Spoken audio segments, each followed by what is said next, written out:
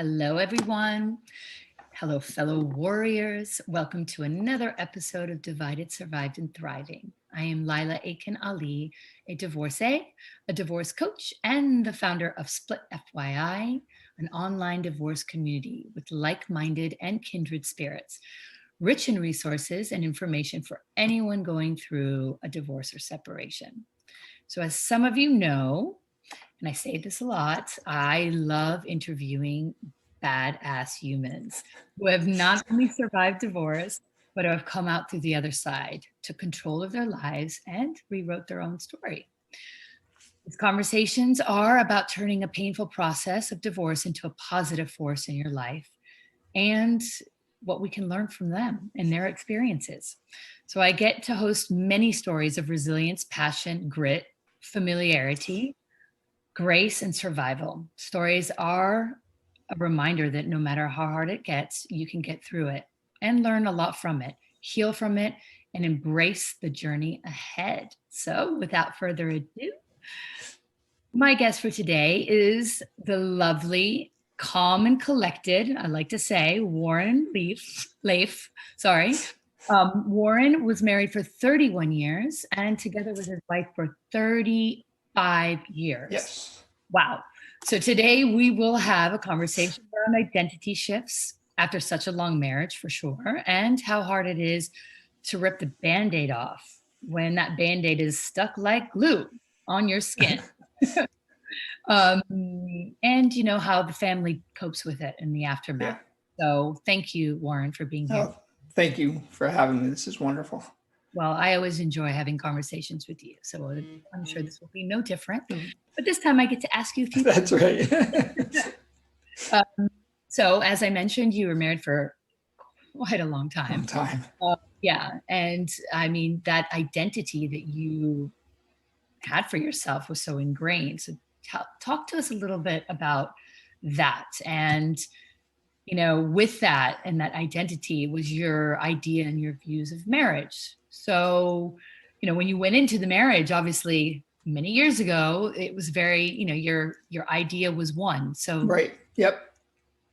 So, you know, we like I said, first of all, thank you for having me. But yeah, we went in, you know, so we dated 5 years, and then we decided, okay, it's time. We want to make sure our careers got established. We want to make sure we're in a good place, and so we moved forward. Different religions. I'm Jewish. She was Catholic. So one of the things early on, the discussions were, we absolutely want to have kids. So how are we going to raise our kids? Yeah, that was one conversation. And she was not terribly religious, nor was I, although my family was very religious. So we made the decision, we raised the boys Jewish. Okay. And so everything was really good. The first, I would say, so Brandon came about 7 years after we got married. And then Brandon was 3 years and Kyle was 10 years. So they're 7 years apart between the boys. One of the reasons we did that is that my wife was diabetic and she had a tough time with the first pregnancy. So we wanted to make sure that she was in a better place. And so, you know, early on, I always talk about, it was like the American dream, right? So you're married, you have a house, you have a couple cars, you have a couple kids, you have the dog. I mean, it was all the picket fence, kind of everything that you would want from a marriage. But as the boys started getting older, what I realized was our parenting styles were completely different. And we never talked about outside of religion, how are we going to raise our kids? What is going to be the discipline we're going to take? What is the availability of time that we're going to spend? How much time are we going to let them play with their toys versus, I mean, all of the essentials of raising your kids, we never, ever talked about that. Yeah. So when the time came, we realized that we were at complete opposite ends of the spectrum. Right.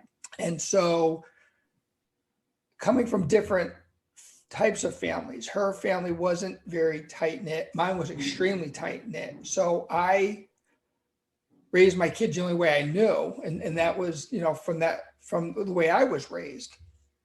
And so very early on with the kids, we realized we were kind of in trouble because we were so different. from that perspective, and it raised a lot of issues. And so from an identity perspective, I absolutely took the lead. I said, you know what, this is how it's going to be raised. And I just kind of went on my own way of raising my kids. Right.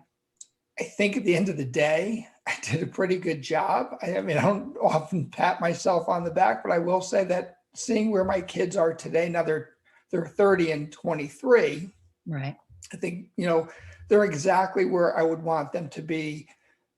Although, there's some personal things other than that, but I think that was it. So from an identity perspective, it was being the best dad I could be. And part of that was in being the best parent I could be. I think I lost sight of being the best husband I could be. Right. And so as time went on, that paradigm just kind of drifted us apart because we were so different. And I was so rigid in my beliefs of how I should raise the kids and what was important. And so that, I think as I kind of sit back 2 years after the divorce, for so long, I thought, I was really in the right the whole time. And what I'm really learning is that as I blog and as I journal, you know what, maybe I should have done something a little bit different. Right. And when you're in the midst of it and your throes of it, you're not really thinking about, we see that big picture. And so I've come to accept the fact that, yeah, I wasn't perfect in this. And a lot of it was selfish because I really thought I was doing the right thing for the kids. And the reality, I was kind of hurting the relationship. So identity was important to me that, I was doing the right thing. I was supporting my family. I was getting my kids through school. And my younger son has some anxiety issues, or he certainly did. And he had ADHD, which really impacted him. And so it took a lot of patience to get him just through the day. Like just to get him to school would take an hour. Like we'd literally sit in the parking lot for an hour, trying to get him over his anxiety to walk through the door. It's kind of like when you took your kids to nurse, to daycare, and they grab hold of your leg and they don't want you to go.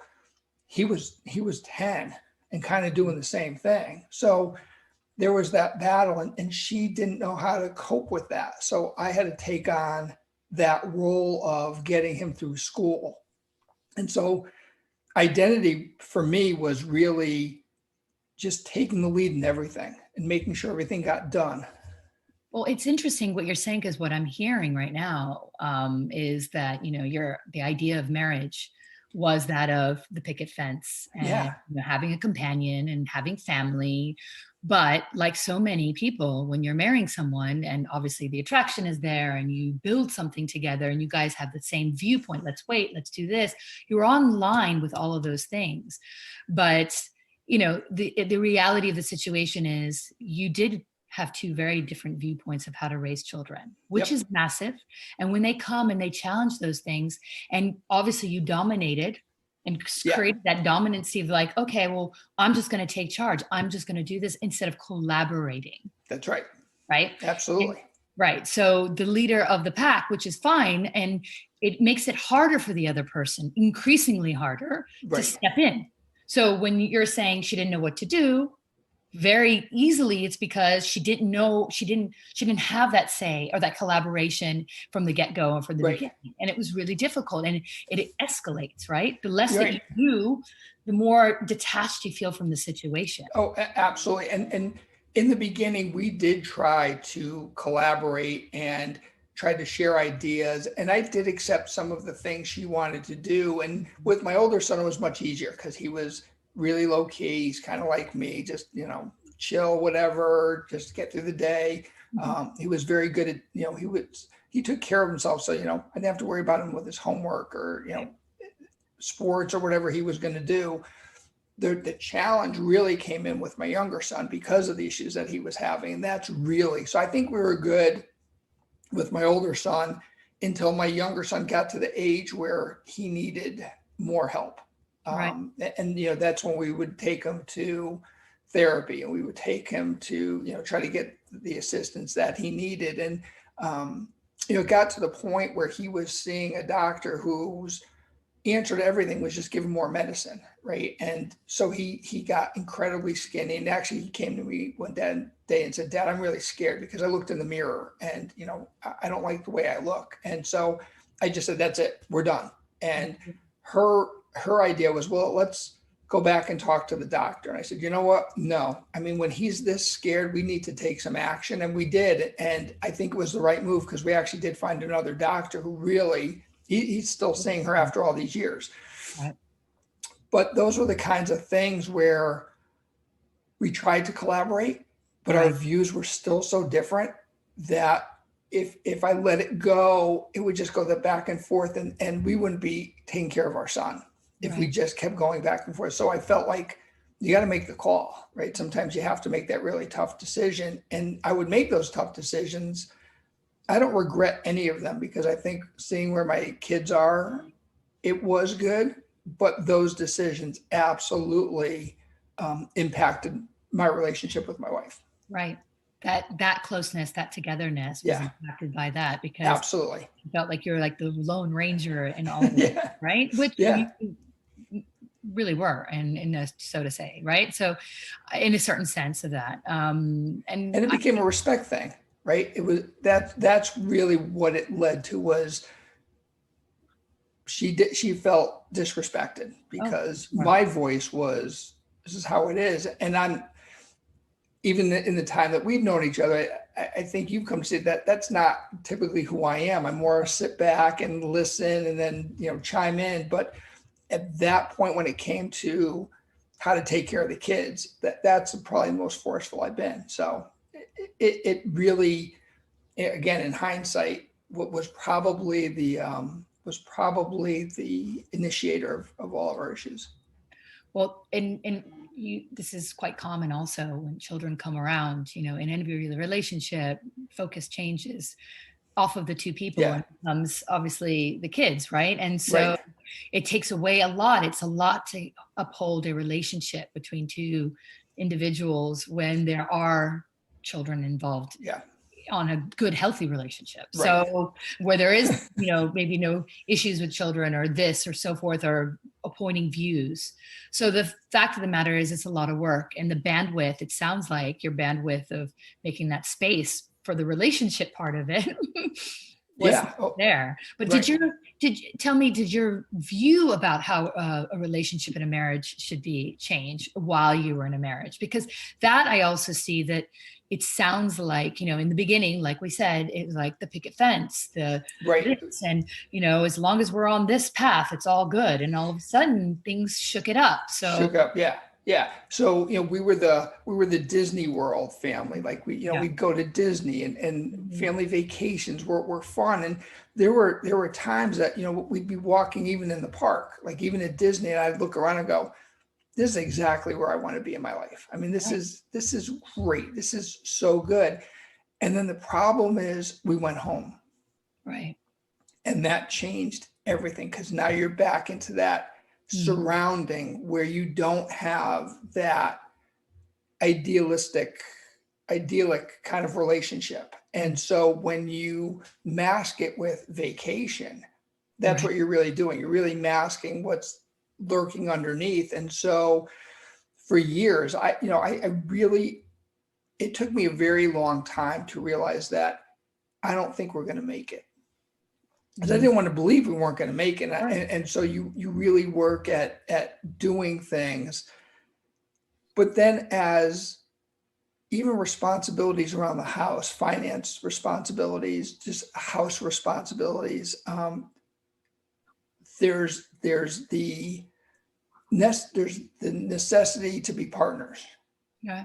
And if you're not a partner, then as idyllic as you want things to be, they quickly break apart. Because if you don't have that partnership of all the responsibility, not just the kids, when you don't have that partnership and things break and then everything becomes 70-30 or 80-20, that's when you kind of see that the ship is starting to sink. Right. And how hard was that for you? And I know we've spoken about this before, but I want the audience to understand that, after, sorry, my dog is a little bit. always wants to be in the middle of it.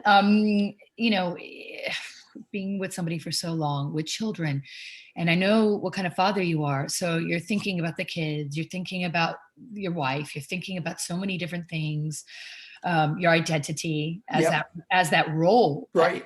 Yeah. I mean, the anchor of that, the house, the everything. So Right. what was going on in your mind? And I know the story of how it happened, but as you're leading up to that, please share. Yeah. So I tell this story, and honestly, I don't know if I ever told you this story, but it was about 6 months before I decided to get divorced. Mm-hmm. We were supposed to go to a wedding. Right. And the Friday before the wedding, I came home from work and I said, I got to get out of here. And my wife said, what do you mean you have to get? I said, if I don't leave, I think I'm going to do something crazy because I'm just in such a bad place. So I packed some stuff into a bag and I got in my car. So I live in Connecticut. The next state east is Rhode Island. And they have a gorgeous beach right over the border, Watch Hill. I didn't really know where I was going. I literally got in the car, got on the highway, and ended up at Watch Hill. And they have a gorgeous beach. It's huge. And at the very end, it's very isolated. And I sat on that beach for 2 days and I cried for 2 days. And every emotion I had about 31 years, about not just marriage, but life in general, all came out those 2 days. And I checked in my family a couple of times, let them know I was alive and I was okay. Mm. But when I drove home Sunday night, I had the most clarity that I've ever had, I think ever. Like everything became very apparent of what I did good, what I did bad, and where I needed to be in my life. Because at that point I was 58. Right. And I said, you know what? And I knew. And so I then took the next 5 or 6 months to kind of lay out in my mind how everything would go and what I could try to do to fix things. Mm-hmm. And when they really didn't, when nothing got better. Right. And we had done therapy a few years before because we were in trouble. We tried therapy and even the therapist was like, I'm not so sure this is going to go, but keep going. I kept trying to figure it out. And how can I make this work? Because I didn't want to go through. I didn't want to do this. I didn't want to do it to myself or my family.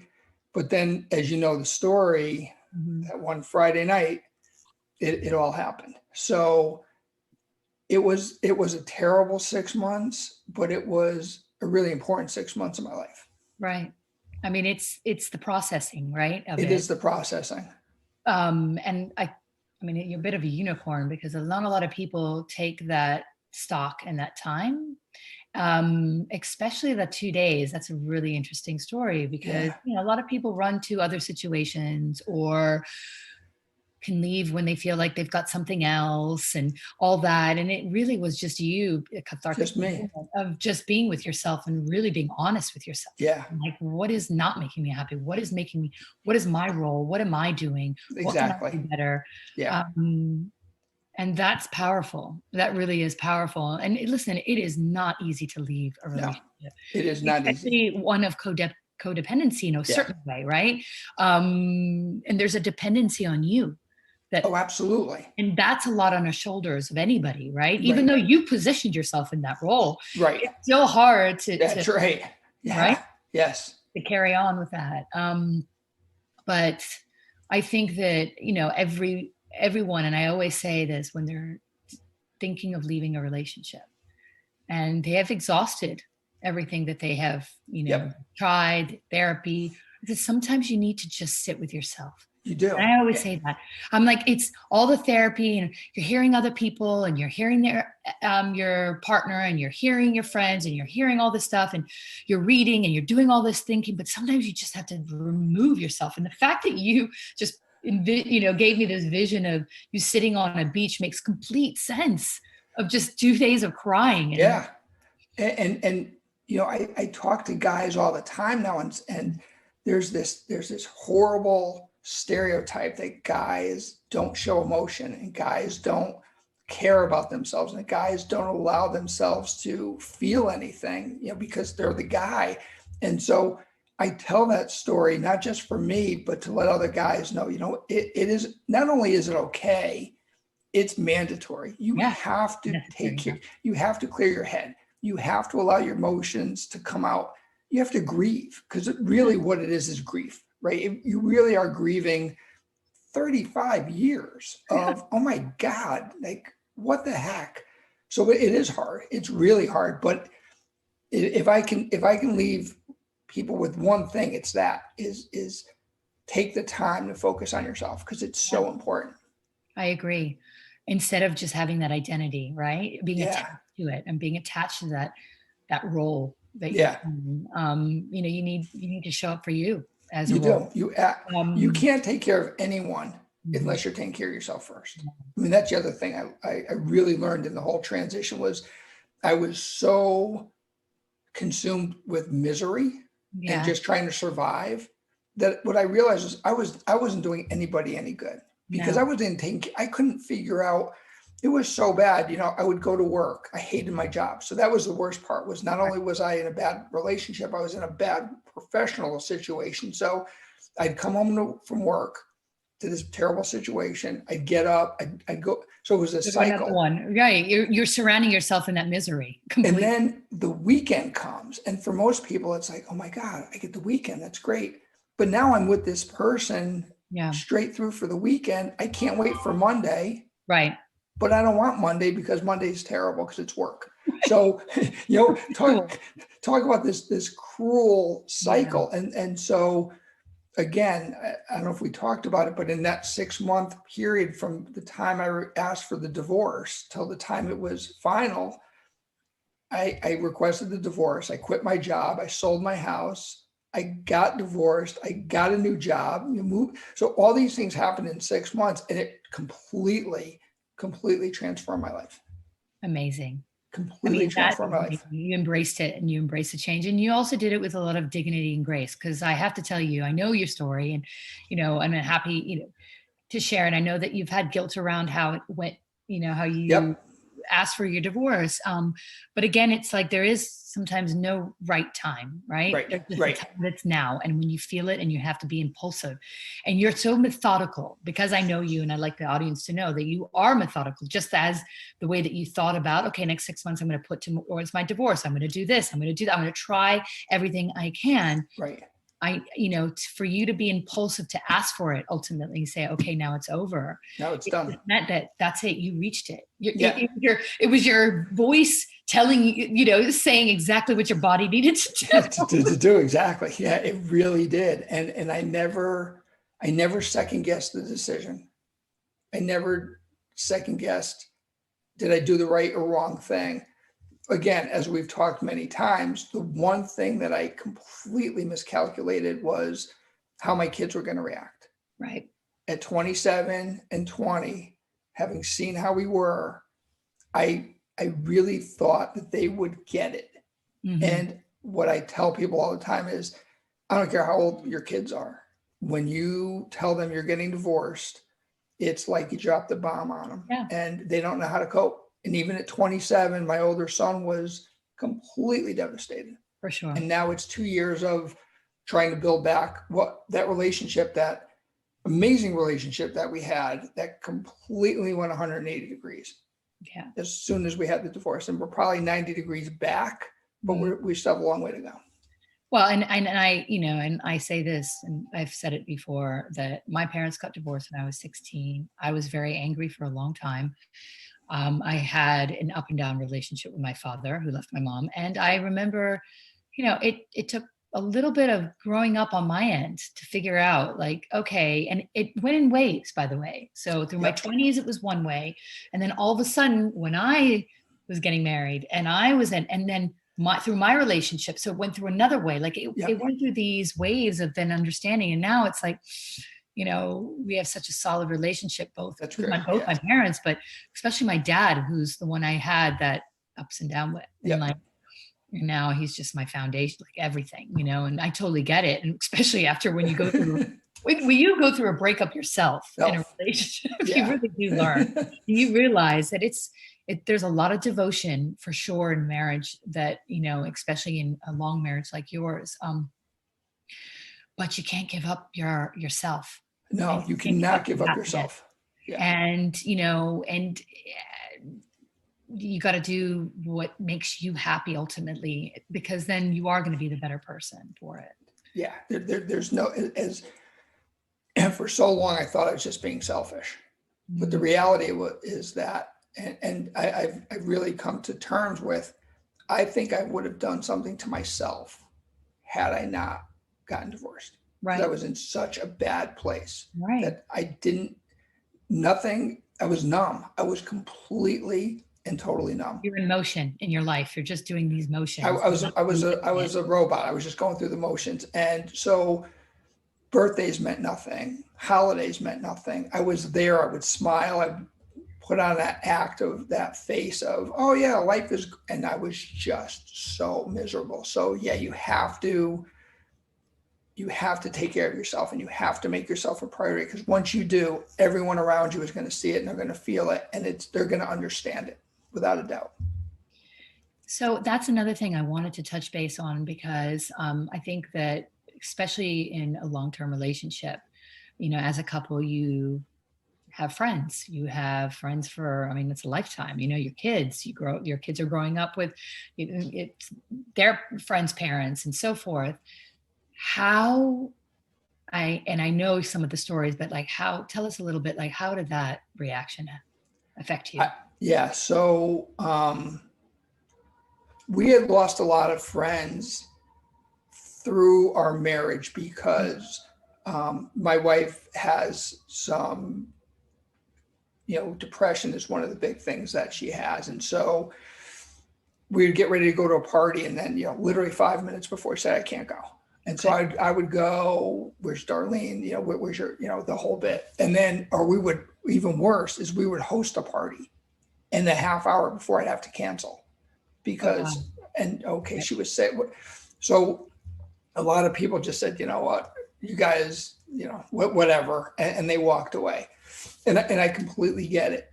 But again, kind of that miscalculation, like I made with my kids, I made with some of my friends that I thought really were there for us. Mm-hmm. And they just completely, philosophically or religiously or for whatever reason, they walked away from me. Okay. And it hurt so bad for a while.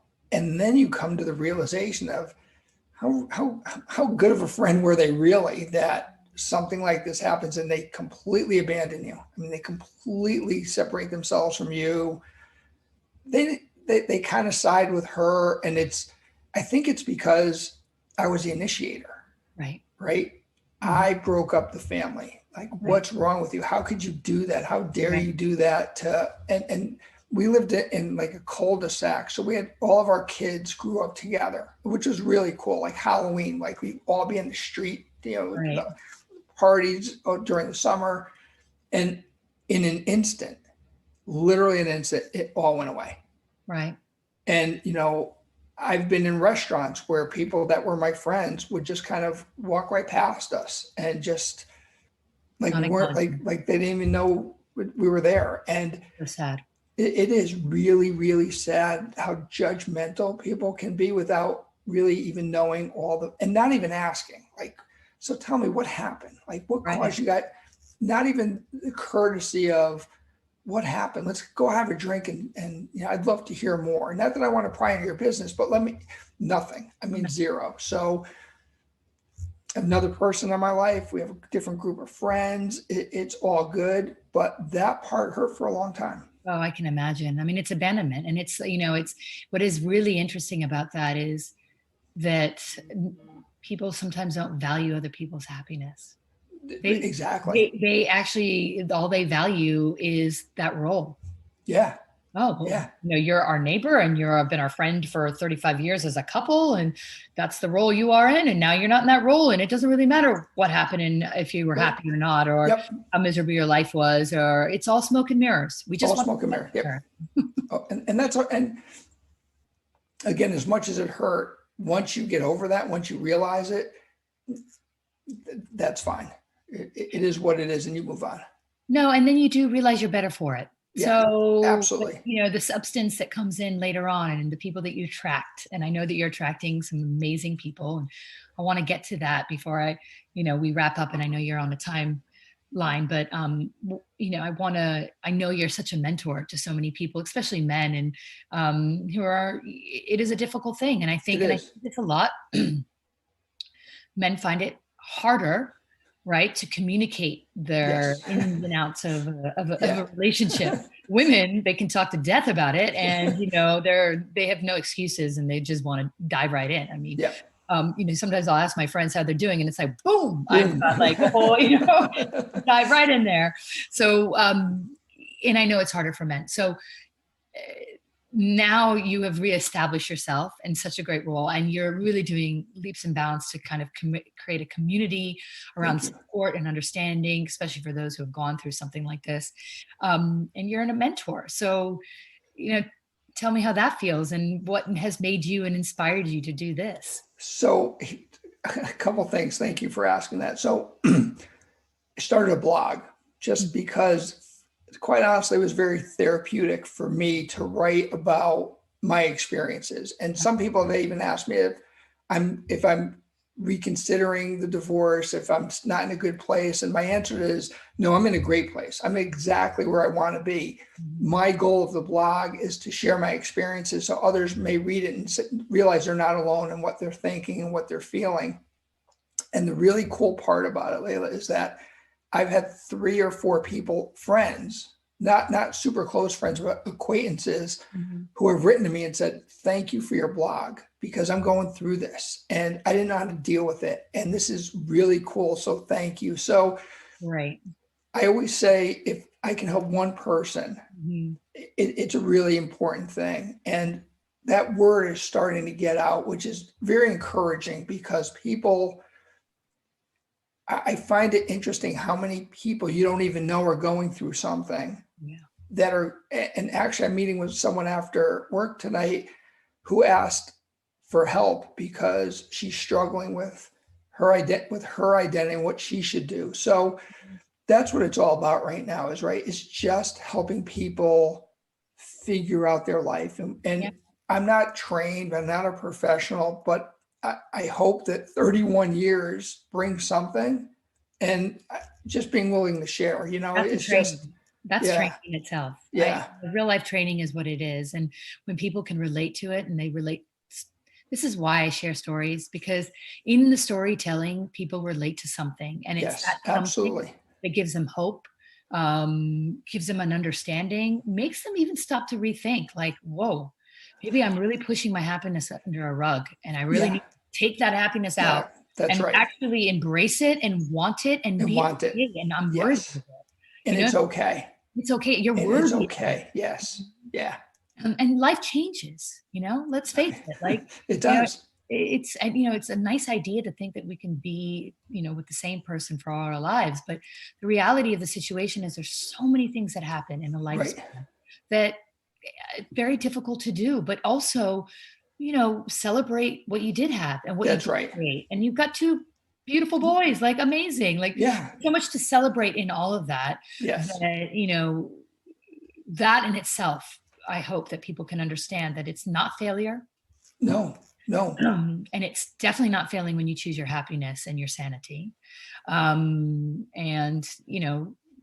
as hard as it is, it will be okay. It will be okay. And I think it's really important to try to keep the relationship with your ex moving forward, and even baby steps, little bit at a time, little bit of progress. I tell my boys all the time, everyone heals differently. Everyone heals in different time periods. You can't just say, Mom, get over it. Dad's with somebody else.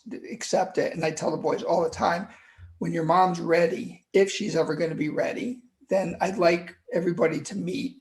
I don't expect everyone to be best friends, but hopefully it could be a respectful thing, because there's going to be weddings, and sadly there's going to be funerals. And the last thing I want is for these 2 people to meet in those kinds of situations, under those circumstances. But I think healing, you have to be respectful of to the best of your ability, and depending on how your breakup was, because sometimes you're in a really terrible relationship that you Yeah. broke up from, that you don't want to be with that other person. But if you can be amicable going forward, I think that is part of the healing process For for sure. me, is to try to keep the relationship to the best of your ability, because you really do, and doing it for the kids, so that the kids can see that, yeah, okay, it didn't work out, but they can also, mom can still come over for dinner, and it's okay, and you can still have that relationship going forward, and you're still supportive for that other person when they need you to be there. And that, I think, for me, is definitely part of the healing process, is to try to keep that relationship moving forward. In a different capacity. And I agree 100%. In fact, I think, especially when you have children, it is so important for them. It's like a role modeling for them and relationships, because I remember questioning my parents, divorce. I remember questioning love. I questioned relationships. Right? Yeah. Like, what's that all about? I mean, it's bogus, I'm not, this is not what it's all I signed up for. I don't believe in it. I'm never going to do it. I broke up with my boyfriend literally the day after, at the time I was young. But it is definitely the way that you handle it, two people handle it. It really speaks volumes for their relationships in their lives. Yes. Yeah. And how they will imitate and how they will see and reflect on it. And I think that it only is positive. Out of that, to be honest, for both people. And you're right, there is a healing process that is very different for everyone. But even though you instigated it, it's still, you have to heal. And that's what I really want people to understand, that even if you are the instigator and you're the one, I'm done, I cannot be in this relationship anymore, you still need to go to through that healing. You still need to cry on that beach. You still need to do that 6 month or whatever months that it takes to really self-examine, think, understand, put power to it, understand it, do all the processes that you need to do, because it's not just like, let me push a button, it's over and done, and walk away. It's not. And anyone who tells you that it's that simple is misguiding you, because it is definitely not that simple. No, I think there's a misconception in many ways, that people who say, oh, they're the instigator, so it was easier for them because they're the ones who wanted it. But it's just as hard. And, you're a testament to that. Now, before you leave, and I let you leave, I always ask my guests, what does thriving mean to you? And it could have meant something different back then to it is now, but what does it ultimately mean to you?